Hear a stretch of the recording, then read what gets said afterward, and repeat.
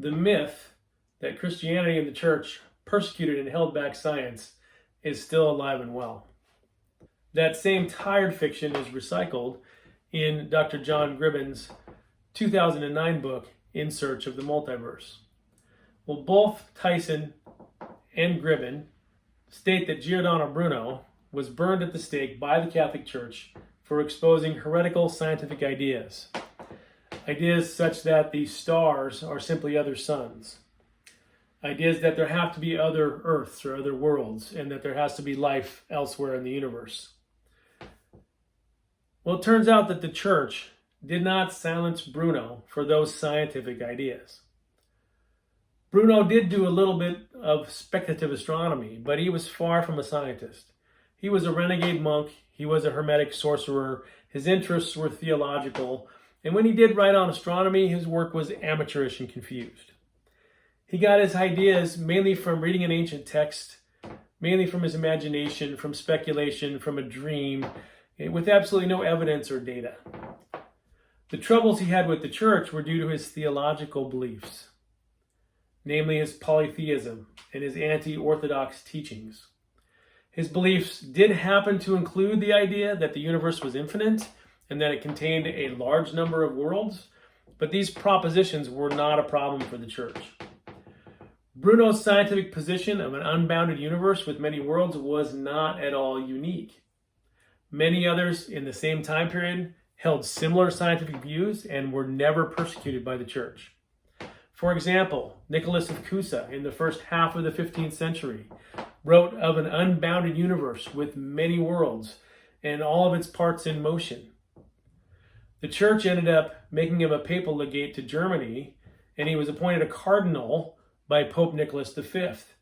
He then became vicar general in the Papal States. The church absolutely did not care if Nicholas of Cusa thought that the universe was infinite. Another example is Thomas Digges, a leading 16th century English mathematician and astronomer. He taught that the Copernican model, or the heliocentric model of the solar system, and taught that it was actually physically real, not just a mathematical model. Digges actually wanted to make the ideas of Copernicus available to everyone. So in 1576, he published the first English translation of Copernicus's textbook on the revolutions. Digges's work included the idea of infinite space and how infinite space was needed and had to be a part of the Copernican system to accommodate the large size of the stars that were necessary. Thomas Digges never had any trouble from the church. The church also had no problem with another 16th century scientist, William Gilbert, who openly rejected Aristotle and also understood the universe to be infinite.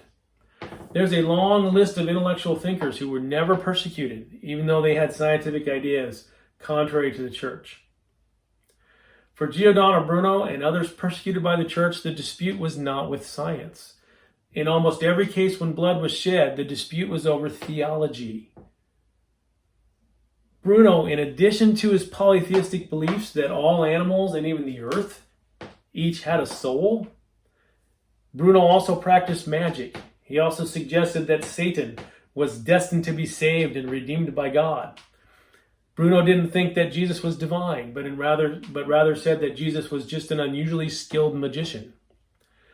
Bruno also publicly disputed Mary's virginity and the doctrine of the Trinity. So you could see all of his anti-orthodox positions would kind of get the church upset. In addition, he constantly ranted about how idiotic his fellow friars were, calling them names and lamenting their adherence to Catholic doctrine. For years, he'd set up in some city, find new patrons to teach, promptly make enemies of them, and then with his combative sarcasm and relentless arguments, alienate them. Even fellow Copernican pioneers, Galileo and Kepler, scientists who actually used evidence, had no love for Bruno. Now, of course, Bruno did not deserve to be burned at the stake. He did not deserve to be killed for his theological beliefs. He could rightly be considered a martyr for the freedom of religion.